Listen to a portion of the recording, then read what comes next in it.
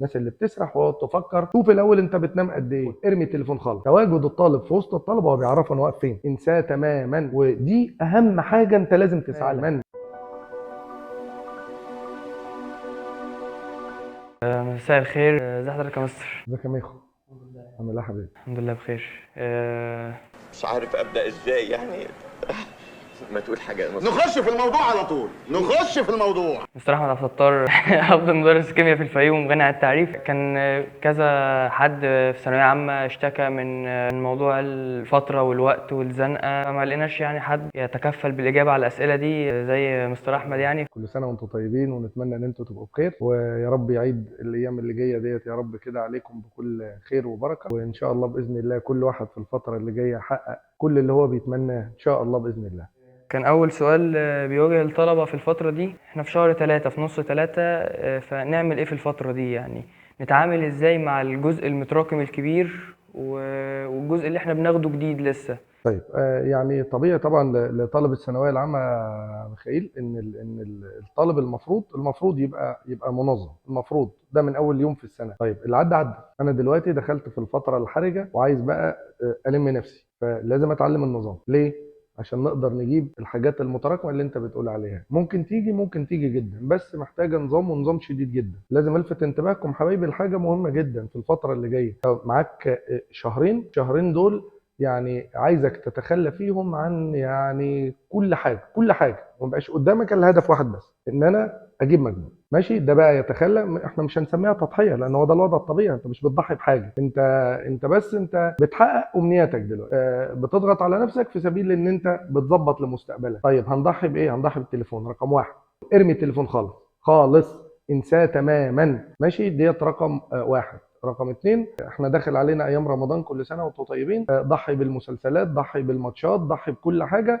انت ما فيش قدامك الا حاجتين. الحاجه رقم واحد، انا بعبد ربنا وبتقرب له كويس جدا، لان ربنا هو رب التوفيق، ومهما كنت انت مين ومن اول السنه بتعمل ايه، احنا بنلتمس توفيق ربنا سبحانه وتعالى لينا. والحاجه الثانيه، اركز قوي في مذاكرتي واحصل بشكل كويس جدا، واوقاتي تبقى منظمه عشان اقدر اجيب الاجزاء المتراكمه عليه. طيب دي نقطه. بالنسبه للاجزاء المتراكمه حلولها كالاتي: انت دلوقتي خلاص داخل في نهايه المناهج، لسه فاضل شويه حصص بسيطه في حدود شهر ولا حاجه، انت مطالب ان انت تذاكر حاجه جديده وتراجع حاجه قديمه، شيل من فوق دماغك. انا من انصار ان الطالب يدخل على فتره المراجعه وهو معلوش ضغوط كبيره، ماشي، بحيث ان انا يبقى عليا ضغوط صغيره وحاجات صغيره سهل ان انا اقدر المها، بجانب ان انا لازم تبقى حالتي النفسيه حاله انا يعني هادي ومفيش قلق ومفيش توتر، عشان نعرف نركز للفتره اللي جايه ونحصلها كويس. يبقى ده هيحتاج من حضرتك شويه نظام، شويه النظام دول ونظام محكم جدا.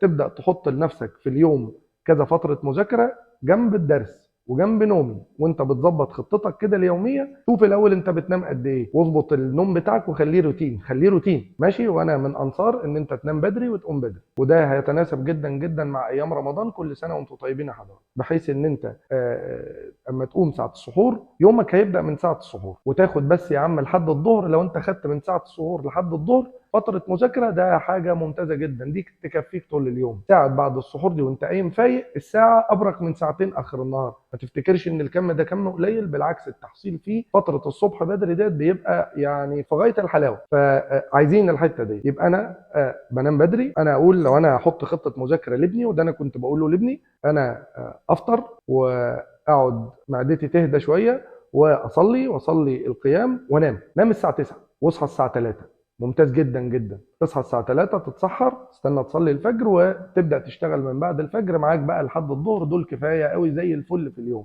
فانت لسه اليوم بيبدا اهو، جبت احلى وقت للمذاكره. وبعدين تنزل تروح درسك، رجعت من درسك بقى، قعدت لك ساعه، قعدت لك ساعتين، ريحتهم، احنا يكفينا فتره الصبح، ودي فتره ممتازه جدا جدا. ده بالنسبه للتخطيط خلال شهر رمضان. طيب خلال فتره المذاكره بقى انا هعمل ايه؟ تبدا تعمل لك جدول، واتمنى انه يبقى جدول اسبوعي بحيث تقدر توفق اوضاعك طول الاسبوع. انا اليوم بتاعي احاول ان انا اقسمه الى يعني ما بين فترتين وثلاث فترات مذاكره، الفتره يعني ما بين ساعتين وثلاث ساعات، عشان تبقى مركز فيها كويس جدا. طيب اعمل ايه لو انا جبت يوميا ثلاث فترات مذاكره يا مخيل؟ يبقى انا على مدار الاسبوع بعمل لكل ماده ثلاث فترات مذاكره. انا اوزعهم كالاتي: انا باخد دلوقتي حاجه جديده، امسك الجديد اطلع من حصه المدرس، امسك الجديد ده افرمه كويس جدا، اذاكر حصه الاستاذ واحل واجباته، ادي فتره. الفتره الثانيه امسك الكتب الخارجيه وادي لنفسي الافكار براح ان انا احل كده. الجزء الجديد انا يعني بظبطه زي الكتاب ما بيقول. والفتره رقم 3 للمراجعه. تمام.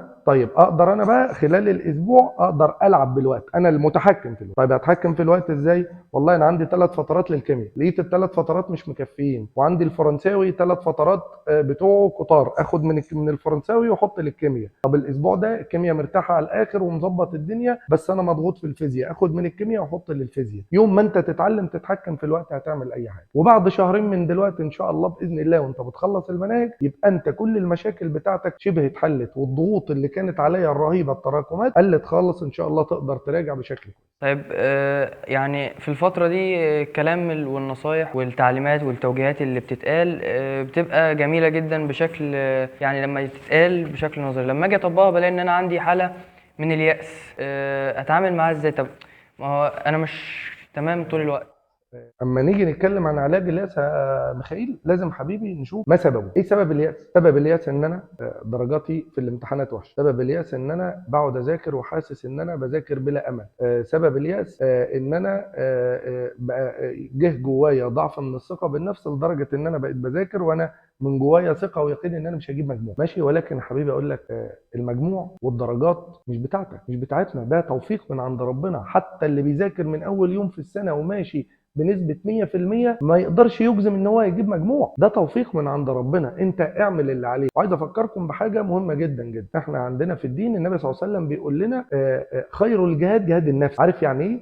يعني اعظم انتصار في الدنيا يوم ما تنتصر على نفسك وعلى ضعفها، ودي اهم حاجه انت لازم تسعى لها، ان انا اغلب الضعف. انت عارف لو حتى مش هتجيب مجموع ده في حد ذاته مسؤوليه. ثق ان انت لو انت انتصرت على نفسك وانتصرت على ضعفها ده هيربطني بالنقطه الاولى، انا ضعيف قدام التليفون، انا هنوي ان انا هنتصر على نفسي قدام التليفون، هرمي التليفون خلاص انتصرت على نفسي، ده في حد ذاته انتصار كبير جدا، دي مسؤوليه. عارف لو ما جبتش مجموع ده كفايه ان انت انتصرت على نفسك، بقيت انت شخص صاحب مسؤوليه. بعم من الله اضمن لك ان انت تطلع شخص ناجح. تروح فين؟ تروح زي ما تروح، فريش معاك. ماشي، اهم حاجه ان انت تقدر تنتصر على نفسك الفتره دي وتحاول تعمل اللي عليك وتعشم في ربنا. قول يا رب وفاني، قول يا رب انا ضيعت كتير بس انا عشمان فيك اليومين الجايين دول، الشهرين الجايين دول، يا رب بس وفاني. وتوكل على الله واشتغل وما تخافش. ماشي، ده علاج اليأس. طول ما انت بتقرب من ربنا، ربنا طبيب القلوب. ماشي، طول ما انت بتقرب من ربنا، ربنا يهدي قلبك، وان شاء الله باذن الله ثقتك بنفسك تتحسن. بس احسن عملك، قرب لربنا واحسن الشغل، اشتغل على قد ما تقدر كويس جدا، وانسى خالص انت كنت ايه طوال الست 7 شهور اللي فاتوا دول. طيب انا بدأت اعمل ده وبدأت اطبق وبذاكر كتير وبحل كتير، بس درجاتي في الامتحانات سيئة. فهل درجاتي في الامتحانات اولا في امتحانات الدروس ليها علاقة بامتحانات اخر السنة؟ وايه الحل اصلا ان انا بذاكر كتير وبرغم كده انا ما فيش نتيجة؟ كويس، هلفت انتباهك لحاجه. انا كمدرس، انا كاحمد كمدرس، انا ايه وجهه نظري في درجات الطلبه؟ وجهه نظري في درجات الطلبه واتمنى ان الطالب يعيش بدي. احنا بنقعد نتعب طول السنه ونتمرمط طول السنه ودرجات طالعه ودرجات نازله، ونزعق شويه ونشتم شويه ونضرب شويه ونعيط شويه وتنزعل شويه ونفرح شويه، كل ده عشان تجربه واحده بس. فلما تاخدها من الباب ده، انا كل اللي بيحصل من حواليا هي تجربة واحدة، عشان تجربة واحدة أتمنى من ربنا إن هي تطلع على أفضل صورة ممكنة. خلاص مش هتزعل ولا تتضايق ولا تحط على نفسك يا حبيبي ضغوط، ولا تخلي درجات الامتحانات تسبب عليك ضغوط. أنا كنت بقول لابني في الثانوية، بقول له كده، أقول له أنا مش طالب منك أكتر من إن أنت تقعد قدام الكتب وتحل. طول ما أنت قاعد ما بتعملش حاجة إلا انك بتحل اسئله، الغلط مفتوح. ماشي، اغلط زي ما تغلط، يا رب تحل 100 سؤال، تحل ال 100 سؤال غلط، بس هتتعلم 100 مره. لما تيجي تحل 100 تانيين مش هتغلط ال 100. هو ده اللي احنا عايزينه، بس حل، اهم حاجه حل. والسؤال بقى اللي تغلط فيه تتعلمه. ماشي، الاخطاء يا حبايبي نوعين، في خطا اسمه خطا معرفي، انا المعلومه مش عارفها